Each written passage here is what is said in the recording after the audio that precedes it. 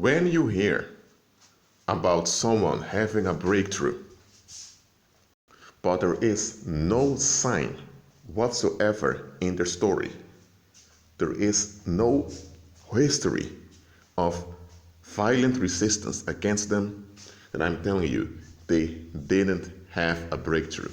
They never had a breakthrough. What they got was smooth success, which makes things smooth for them on their way. So a lot of dangers were around them, or a lot of resistance against them just didn't came near them, but those are still around. And once that bubble they're in bursts, once that bubble breaks, it will all overwhelm them all at once. That is what a lot of people have, and they think they have their breakthrough. Hollywood, not only Hollywood, but popular culture has brainwashed many people into thinking that a breakthrough is easy. The name itself, breakthrough, means you break through something. It means that there's a barrier, and the barrier just doesn't want to move. The barrier is there, and the barrier has no door that you can open. So the only way to pass the barrier is to break through the barrier. You get what I'm saying? That is what a breakthrough is. It means that there is a fight to keep you trapped, a fight to keep you where you are, but that you nevertheless pass through. That is what a breakthrough is. And that is what's missing in many of those so-called testimonies that pagan Christians give to you. I told you before, many of those testimonies in pagan Christianity are fabricated, or they are altered to appeal to the public. What I mean with altered is that the testimony isn't that intense as described, but they intensify it with certain words to trigger people emotionally. I'm not saying that there are no people experiencing breakthroughs and miracles as believers. Of course there are. Just let me tell you, when there was never violent resistance against someone, they never had a breakthrough. That means they're still in bondage. It means the demons are still there, the familiar spirits are still around them. They're still part of the matrix, still connected to those strongholds that are hovering around the earth. So really, nothing has really changed, just a shift in circumstances. And because people are so focused on external circumstances, they perceive the shift in circumstances as a change. Okay, let me say it like this. Let's say someone got a job quickly while being in college. In their last year, they got a job. And it was a bit difficult because they had to move out of their student dorm, temporarily go back to their parents, or stay at friends till they got their own apartment, very small one, and they had to begin to decorate their apartment, so they had to remain in apartments that wasn't decorated for about 2 or 3 months. So that was a bit difficult for them. But they think they have a breakthrough.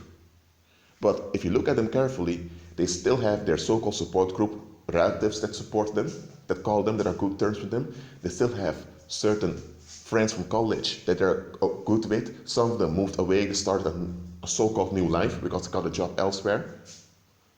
Some of them don't have contact with people from their studies anymore that they've completed. Now they have contact only with people from the job, their colleagues, and their associates, so they think there's a change here.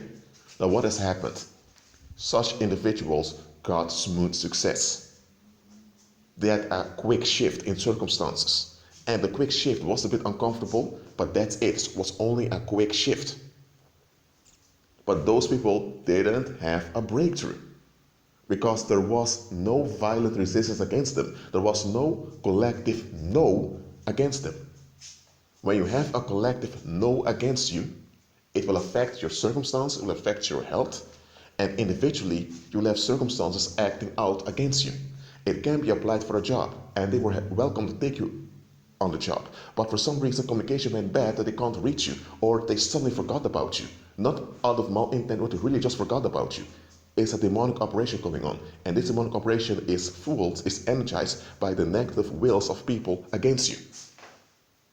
So what happens now? You keep applying for multiple jobs and you keep pressing on in faith, and suddenly you get a job.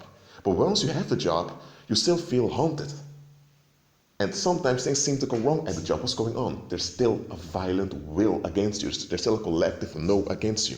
But you keep going and you keep working there. You build a work experience, even if it's just for a month or two. And once you've done that, more doors open for your career. What has happened now? You had your breakthrough. Okay? There was a collective no against you that was energized collectively, and that no had no intention of leaving, but you trampled on that no. So when that no began to rage, it killed itself because you already trampled upon it. That's a breakthrough.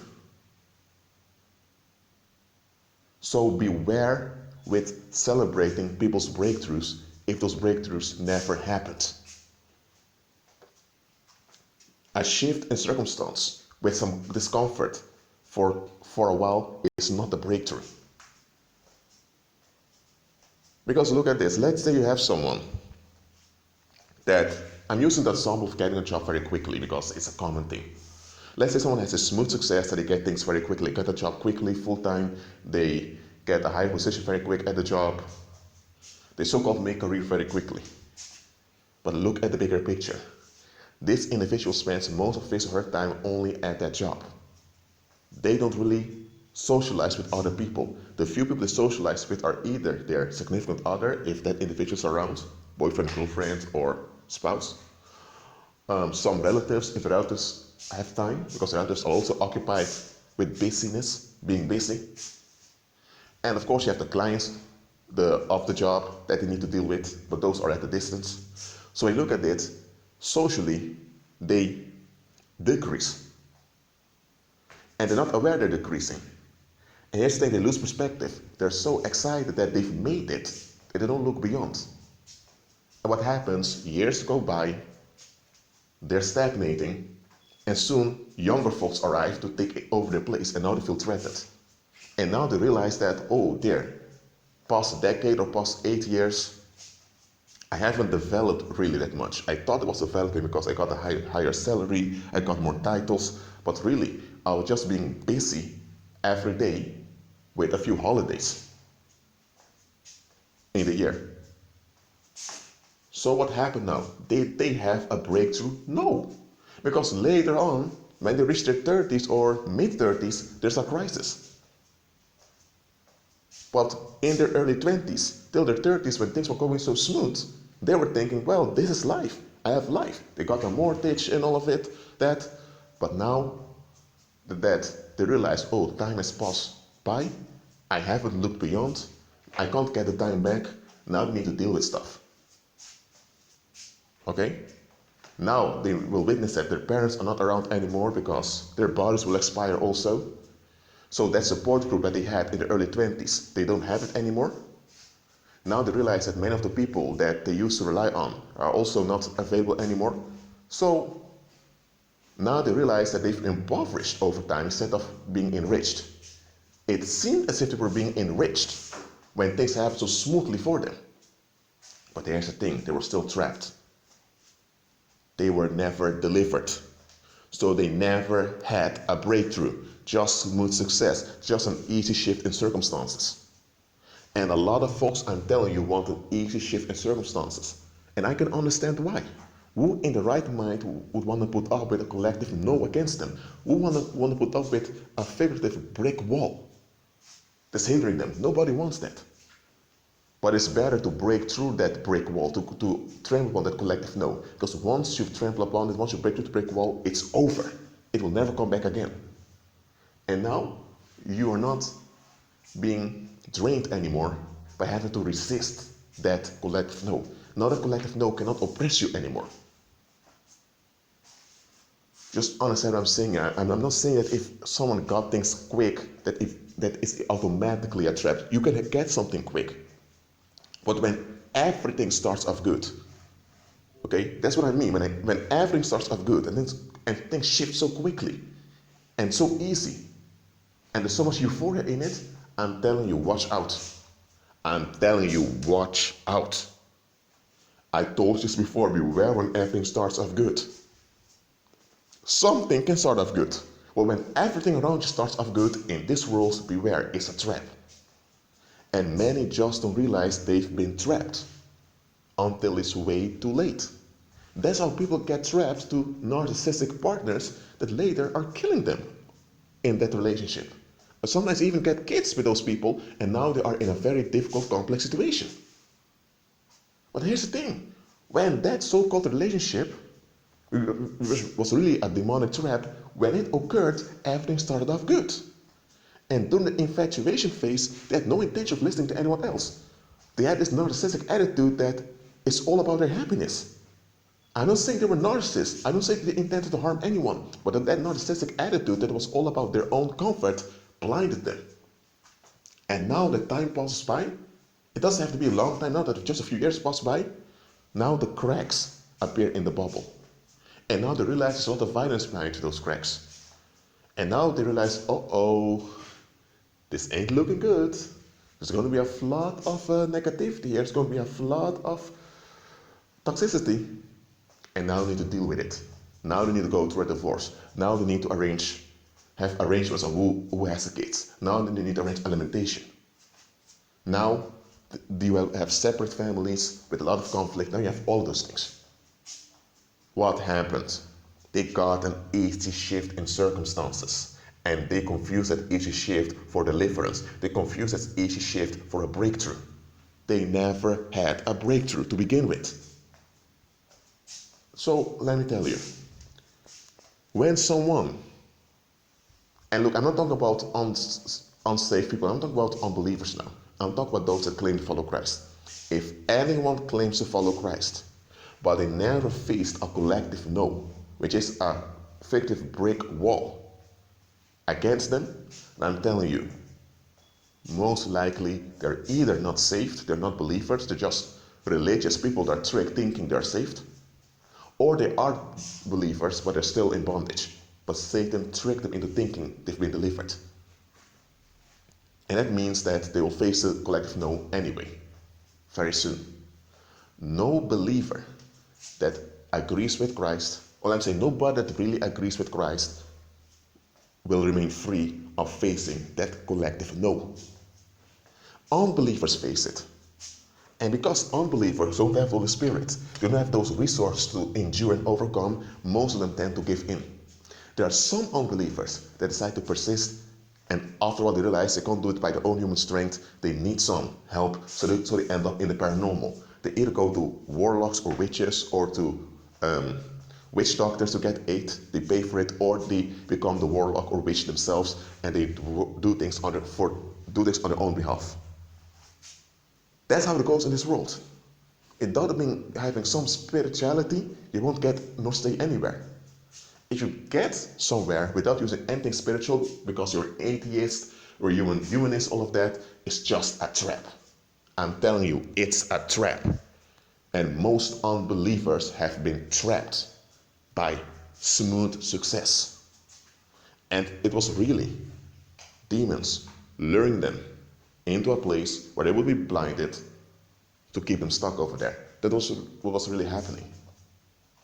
And this is why demons gave people smooth success. So those people will think they don't need God, they don't need Christ. They can handle it all on their own, which is a big illusion. But when things go so smoothly for you, especially at a young age, man, you tend to fall for that trap quickly. There are even older people falling for that trap, but younger people tend to fall for it very quickly. Now let me tell you, nobody can agree with Christ and not face a collective no. Every believer has to cross the Red Sea. Figuratively speaking, every believer has to.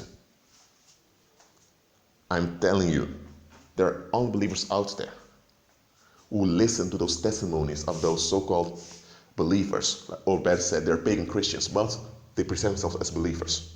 And there are unbelievers listening to those testimonies, and they think, this ain't right. For example, you can have a bartender who works at a club. At the club there are many fights, drug dealing, all of that. And that bartender, well, he uses drugs from time to time also. And this bartender then encounters this pagan Christian, Of course, he doesn't know it's a pagan Christian. He's not that alert of spirituality, but he listens to what that individual says about his testimony. But then the bartender, later, when he's at home, thinks about this testimony, and then the bartender realizes this doesn't add up. The bartender thinks the following. He says to himself, I'm a bartender. I work in a club, and there are many fights at the club. There are drug dealers over there. If I, one day, would decide I'm not going to work there anymore, people are not going to bother with it. But here's the thing, I know too much of what's happening there. So if I leave and I end up working for the police, or I end up working for the government, or I end up working at some company that pays well, what's going to happen? All those people I left behind that are stuck at that club, they're going to become upset. They're going to feel betrayed. And because they're going to look back on themselves, they're going to see that they are still trapped. So some of those people may try to come after me just to sabotage me. And because I know much, let's say I begin to work for the government or for the police, then those drug dealers are going to become terrified because they're going to remember, oh, that bartender that used to be there is on work for the cops. Maybe those bartenders are going to think that I work for the cops all along. So I may get trouble with them. So even in the natural here, in daily life, such a change cannot occur without resistance. Sometimes with fatal resistance and without people getting hurt or without things getting out of hand. So how can it be that I am a simple bartender? I didn't even finish high school, but I can see that a change in such a positive direction will be met with resistance. And now I hear this guy who claims to follow Jesus. Jesus himself was crucified. He himself was haunted by angry mobs when he walked the earth. And now this guy claims to follow Jesus, but he was in drugs. He used to work for people that were hitmen and all of that. And now he has a 9-to-5 job, happily married, with a beautiful wife. He has 4 kids that go to school, who have an easy life also, and nobody bothers them. And he goes to church every Sunday. How is that possible? Where are the people from the past that come after him? I mean, wasn't so that when Moses led the people out of Egypt, that Pharaoh came after them? Was there a Red Sea for them to cross? I mean, before Egypt let them go, it wasn't necessary to force Egypt to let them go because Egypt didn't want to let them go. So in this case, the bartender was just a guy who didn't even finish high school. He used his natural reasoning, his natural capacity to think, and he realized, hold on a minute, this testimony of this so-called Christian doesn't add up. There are unbelievers seeing through the deception of pagan Christianity. And there are believers who don't see through it because they're so in relief seeking. They still need to be delivered from relief seeking. Okay? Look, a breakthrough is a breakthrough. You only break through once. I'm talking about that collective no. You only break through it once, and once you're over it, you're over it. It can't come after you anymore. But you will need to go through it. There is no such thing as a breakthrough without a fight. Okay, let me repeat that. There is no such thing as a breakthrough without a fight. So if you expect a breakthrough without a fight, you're living in a fantasy world. You're not thinking in reality. Christ made this plain unto you. He said, in the world you have tribulation, but be of good cheer, I've overcome the world. He mentions tribulation because it will be there, but he said, be of good cheer, I've overcome the world. And Christ also said somewhere else, I give you power to trample upon scorpions and serpents and the whole camp of the enemy, and none shall by no means harm you. But you still need to trample upon the scorpions and serpents and the whole camp of the enemy. So you still need to be active in agreement with Christ to trample upon all those dangers. Okay? So there's still a fight, but you have security that you overcome the fight because you're in Christ. Do not trust anyone that claims to have had their breakthrough, but there was no fight at all. Some people think the fight was financial difficulty, that they needed to save the money to purchase the house, or they need to save the money to transfer, or that they were rejected for several job interviews. They think that's the fight. Okay, maybe someone had a breakthrough and those things were part of the fight. But just because you had some difficulties here or you had some no's, and that doesn't mean that you had a breakthrough now that you got what you wanted. Look, In order to evaluate whether a breakthrough is legitimate or not, just look at the bigger picture. Look how the individual is today. Look at the people that are around the individual. Look at the people from the past. Are the people from the past open to be around the individual? Because I'm telling you, if you had your breakthrough, most likely people that used to be around you don't want to be around you anymore. Or maybe there are people from the past that want to be around you, but they can't be around you because it would be too dangerous to be around you. Let's say you had a bad reputation. Let's say people had this no against you, this objection towards you, but now you're overcome. And now all those people that invested in that no against you are now looking dumb. They're now looking stupid. So anytime your name is mentioned or people mention you, they're triggered on the inside. They feel humiliated. Now you did not humiliate them. They humiliated themselves by investing in the negative. Let's say now you have someone around such people that want to be around you. Now you're not around, so they can't take out their anger and their frustrations on you, but they can take it on that individual. So there are people that may be open to you, but they don't dare to be around you because there will be retaliation against them. Look, when evaluating whether someone really had a breakthrough, look at the bigger picture. Don't just look at the love story they tell you of how things have ended up well and now they have a very great life. Okay, maybe indeed they had a hard life, now it's very easy. But here's the thing, just because things are easy now doesn't mean they had a breakthrough. It doesn't mean they're safe now. It can mean that they're just relieved. Look, I can't evaluate everything for you, okay? That would be too much. I have over 4,000 subscribers, okay? This is why I'm teaching you. Look at the bigger picture and pray. Then you'll be able to see through deceptions. Now I'm going to repeat it and I'm going to close. There is no such thing as a breakthrough without a fight. Agree with Christ.